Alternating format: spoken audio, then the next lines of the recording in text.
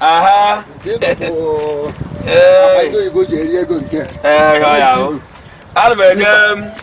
Albe Anambra airport ka nje tesiere ha airport ha.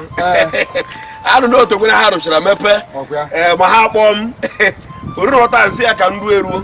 Mgbe ha dị akpom, anu ma chi mefum. Ncho ka nsi ebe ahụ. Mana mara ebu ụzọ. Tupu nje eru. Anu mebu ụzọ, mmebu ụzọ gbo ọkpa. Ogodi ọkpa no piwe ka. Ka ndo ha aka na ntị. Ka ha marakwa na ebe ahụ airport Anambra ahụ abụkwa ebe a na-elodu. A na-emekwa ya load.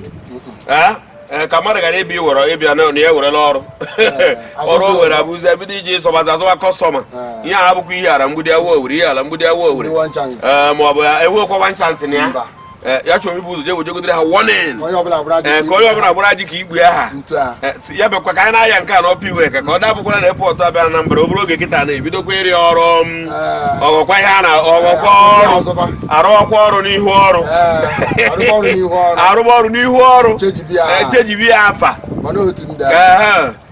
chejibi ya afa maka na ndị rụrụ Natural Union ọha rụrụ NATO ofu ihe a ka ọ bụ mana nke a bụ anyị na-eme ka nruo eruo ka mara anụ n'ofe goda na-akwadokwa ife ka anyị soro ndị a na-aga anyị ka njekwere ha mana nrugodo ọpụ iwe ka ọ dị m mkpa maka na ị mara onye ọbụla batabara na ịgafe ha ọpụ iwe ka obi eruo gị ala nnukwu ebe ere m ohere agwakwa wuli ole eri anya n'Ọnịcha ya na eri anya n'Ọnịcha si na eyi anya na onwere ụmụ ihe na-emegasịzi with opportunity because ọtara polisi agha nọrọzi n'ụzọ efiluzie na obodo rozi nkete ihe a na-emezi onye nwetara agba na glaasị gbuwa glaasị ya gbuwa isi ụmụ ihe niile wuo agbara nkịtị ka nje gwafa ka a lee anya ka mmadụ ghara iji n'ọgụ na-ada iwe wee na ọgụ na-ada wee werezie eribe ndị ọzọ muku were ya na-eri ndị ọzọ muku ọkụ uche onye ọbụla dị ya irukwu na Ọnịcha nwa ka ha sizi eme ya asịrị anụ na-asịrị na bụ onye nwudere asịrị onye nwudere ma ozu ohi akpọọ ya ọkụ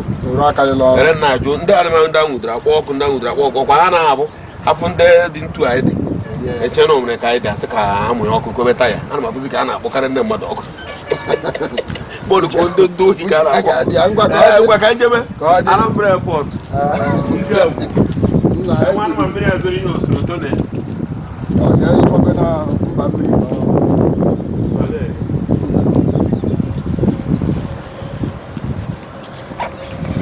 ndị na-akwado NTI TV bụ Flawless Cosmetics Limited. Ọ bụ ha na-arụpụta Baby Secret ka ahụ nwa gị dị pọlị pọlị.